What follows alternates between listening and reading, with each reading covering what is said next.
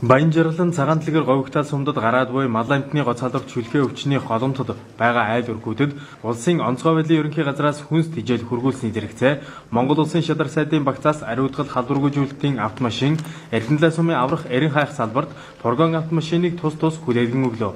Нийтдээ 150 хайрцаг багцыг хийж байгаа. Одоо өнөөдрийн байдлаар гавьтын бүсэд 273 үлдэн байгаа гэсэн юм.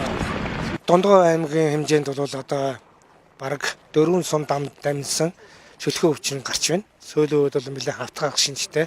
Одоо бараг 4 дахь сум руугаа орж байна. Амаргүй байна. Нэлээд байдал хүндэрч байна. Дээрээс нь бол урд шинж бол нэлээд бас цас орлоо.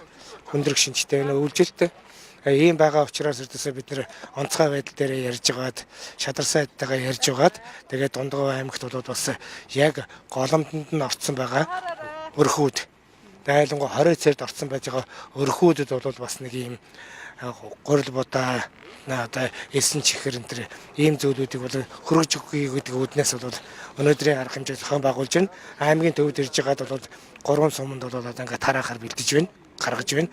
Дээрээс нь бол бас аймгийн хэмжээнд бол тэр ариутгалын одоо машин энэ байдгүй юм байна. Энийг сая одоо бид нар атаж хүлээлгэж өглөө онцгой байдал дээр ариутгалын бодистой нь авч атаж өгöd байж байна.